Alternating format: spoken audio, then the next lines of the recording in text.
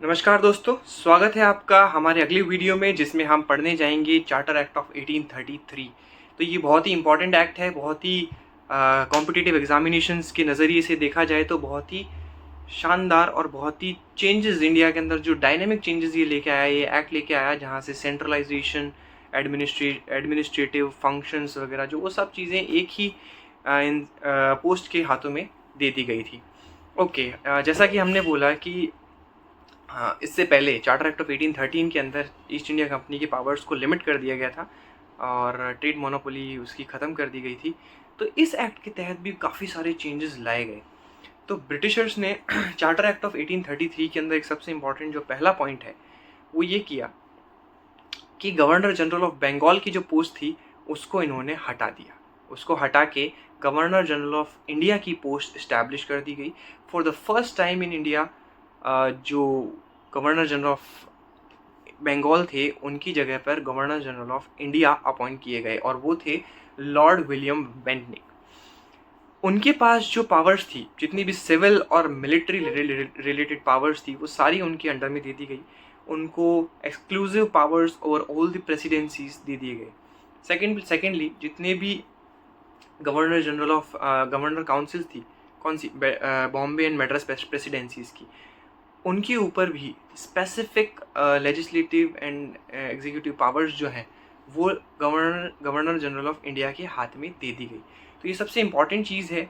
देखिए, आप लोग साथ ही में नोट्स बनाते जाइएगा, बहुत ही इंपॉर्टेंट चीज़ें हैं। मैं जो भी बता रहा हूँ, आप जब एग्ज़ाम में बैठेंगे तो उस टाइम आप याद करेंगे कि अमित ने आपको ये सारी चीज़ें ऑलरेडी बताई हुई हैं। बहुत ही इंपॉर्टेंट चीज़ें हैं। ऑलराइट, इससे बाहर अगर आया तो डेफिनेटली सभी के लिए वो क्वेश्चन मुश्किल होगा।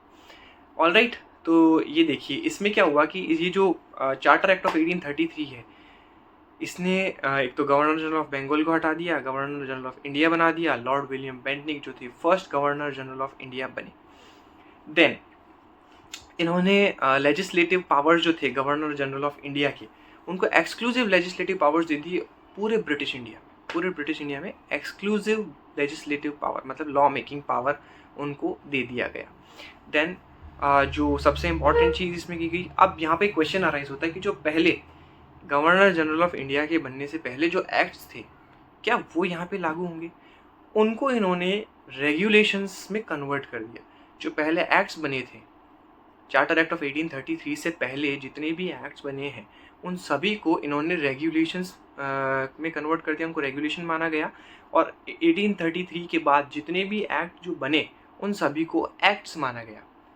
ओके, देन इसने इसी चार्टर एक्ट ऑफ 1833 ने ईस्ट इंडिया कंपनी की जो कमर्शियल एक्टिविटीज़ थी, ठीक है, उसको बंद कर दिया। एज ए कमर्शियल बॉडी जो हम इसको मानते थे कि ये ट्रेड करती है, उसको सीज कर दिया इसने, सारी की सारी उसको बंद कर दिया और उसको प्योरली एडमिनिस्ट्रेटिव बॉडी के रूप में बना दिया गया। और साथ ही साथ अब क्योंकि इन्होंने कंपनी का रूल जहाँ धीरे धीरे सीज हो रहा था, आप देखेंगे पहले ट्रेड थी, फिर 20 साल तक मोनोपोली, फिर मोनोपोली ख़त्म करी, अब यहाँ पर इन्होंने उसकी कमर्शियल जो नेचर था उस ईस्ट इंडिया कंपनी का उसको पूरा ख़त्म करके इन्होंने उसको एडमिनिस्ट्रेटिव बॉडी बना दिया। ब्रिटिशर्स ने, ब्रिटिश क्राउन ने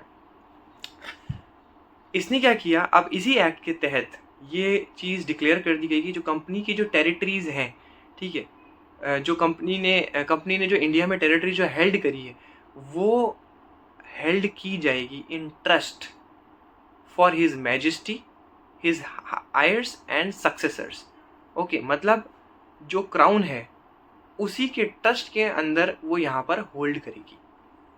ओके, देन जो नेक्स्ट पॉइंट है, जो सबसे इम्पॉर्टेंट पॉइंट है, चार्टर एक्ट ऑफ 1833 ने यहाँ पर एक ओपन सिस्टम इंट्रोड्यूस करने की कोशिश करी थी। किस चीज़ की? कॉम्पिटिटिव एग्ज़ाम्स की।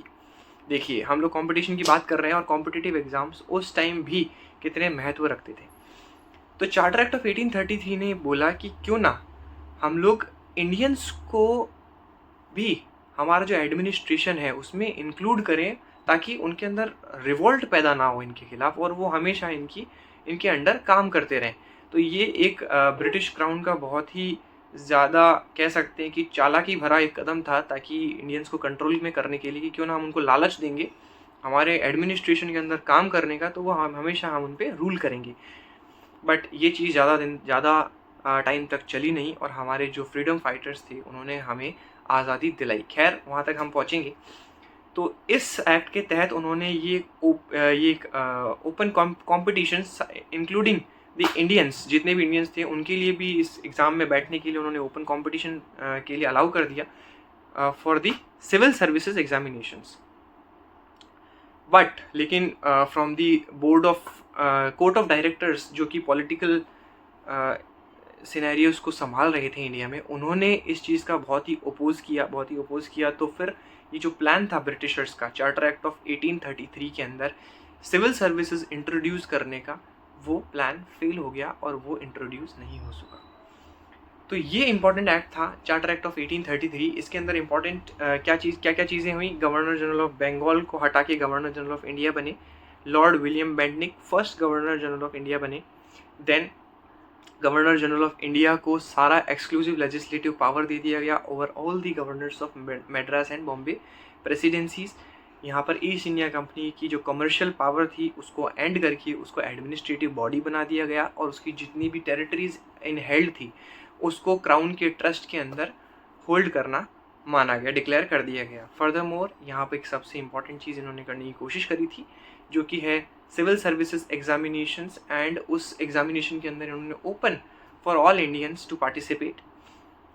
लेकिन कोर्ट ऑफ डायरेक्टर्स ने उसका बहुत ही ज़्यादा विरोध किया तो ये चीज़ जो है वो स्टॉप हो गई। तो आज के लिए इतना ही। हम लोग कल फिर मिलेंगे अगले वीडियो में। साथ रहिएगा और साथ बनाए रखिएगा। ये हमारी एक मुहिम है कि हम आप सभी तक free education for competitive examinations and free education of our history and culture हम आप सभी तक पहुंचाएं और हर इंडियन को ये गर्व हो और हर इंडियन को ये पता हो कि उसकी हिस्ट्री और उसके कल्चर क्या कहते हैं। तो जुड़े रहिएगा हमारे साथ। धन्यवाद।